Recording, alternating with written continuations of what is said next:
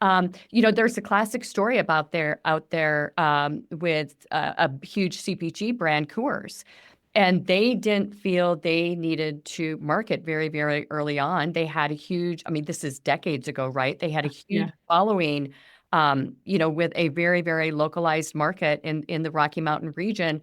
And, the big brands were really nipping at their heels.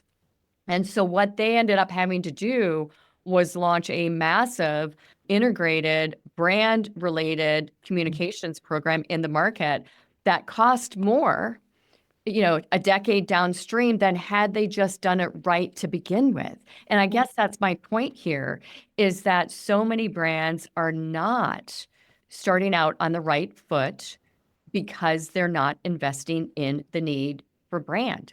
Right. I did not know that example about Coors. I'm always good to have another example to kind of lean in and listen to. One of the things I do, in addition to my current role, is I advise startups. I had the wonderful opportunity to be a mentor in the Seattle Techstars program for a few years.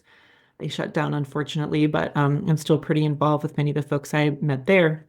And my sweet spot in mentoring was talking to some of these very, very early stage, like pre-revenue founders who have that excitement. Think they figured out, like, I've got this great idea. I can't afford brand. And in their mind, they tend to know it's important, Wow. but they think that they need to have these huge budgets to do it. And I coach them all the time. No, you can put it on one page. Just Yeah. think about like who we're for, not only demographically, but again, as I talked about earlier, emotionally, like what pain are they in? What problem are you solving for them? Why should they choose you? What are some of your points of differentiation? And then what are some key messages or things that you want to be known for? How are you different? Write those words down. And if you don't know them, ask your customers or your potential Exactly. customers. Ah, And just the one pager, it makes them feel, I said that way when new people join, you've got a new engineer, you're talking to investors, whatever you're doing, you have this anchor that you can start from as you're starting to think about how you want to show up in the world.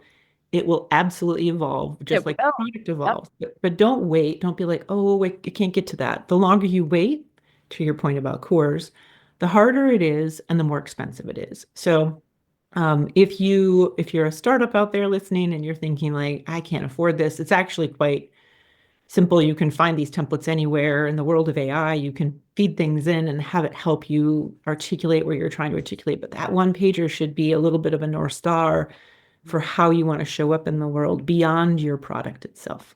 Yeah, I agree. And like you said, brands evolve, but if you are always looking back at that North Star and making sure that things are still connected, day in and day out, emotionally, physically, everything with that, then you're going to set yourself up to succeed no matter what. Um, One thing that we talked about in the pre-show and we got really giddy over, Mhm. I'm excited about, and a topic that I love, and it kind of ties into some of the, brands starting mid-funnel instead of really top of funnel as well, is that brands launch in in product market fit instead of problem market fit. Mhm. They think they belong. They don't know the difference between Right. problem market fit and product market fit. They launch in product market fit, and they don't have the data, the insights, the feedback, the lessons, anything that they need to really launch the way a brand should be launched. There are a lot of errors. The messaging may not be right. They don't have the ICP nailed down because they haven't spent the time with product with problem market fit.